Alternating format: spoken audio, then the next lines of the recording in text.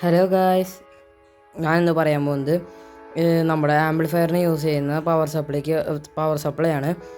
ഇത് amplifier 12 വോൾട്ടിൻ്റെ ആംപ്ലിഫയറിനുള്ള power supply ആണ്. ഇത് 12 വോൾട്ടിൻ്റെ DC-SMPS ആണ്. അപ്പോൾ ഇതിൻ്റെ ഈ ഭാഗം, ഈ നീലയും ഈ ഓറഞ്ച് കളറും ഇൻപുട്ട്, AC ഇൻപുട്ട്.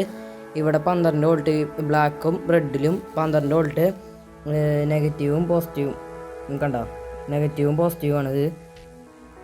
ഇനി നമ്മൾ അറിയാൻ പോകുന്നത് ഈ 5 വോൾട്ടിൻ്റെ പവർ സപ്ലൈ എങ്ങനെ കൊടുക്കുമെന്നാണ്. അതിനായിട്ട് നമ്മുടെ 5 വോൾട്ടിൻ്റെ ഒരു അഡാപ്റ്റർ എടുത്തിട്ടുണ്ട്. അതിൻ്റെ AC ഇൻപുട്ടിലേക്ക് 2 വയർ എടുത്തിട്ടുണ്ട്. ആ 2 വയറും ഈ 12 വോൾട്ടിൻ്റെ AC അതിലേക്ക് കൊടുക്കാം. ഇതിൻ്റെ AC വയർ എടുത്തിട്ട് നമ്മൾ കൊടുത്തിട്ടുണ്ട്. ഇനി അപ്പോൾ ഇതിൻ്റെ ഔട്ടിൽ 12 വോൾട്ട് വരും, ഇതിൻ്റെ ഔട്ടിൽ 5 വോൾട്ട് വരും. ഇതിലത്തെ 5 വോൾട്ട് എടുത്തിട്ട് ഈ ബ്ലൂടൂത്ത് മൊഡ്യൂളിലേക്ക് കൊടുക്കാം. ഇതിലത്തെ 12 വോൾട്ട് എടുത്തിട്ട് നമ്മുടെ ആംപ്ലിഫയറിലേക്ക് കൊടുക്കാം. എന്നിട്ട് ഈ ഓറഞ്ചും നീലയ്ക്കും AC ഇൻപുട്ട് കോഡ് ഇടാം.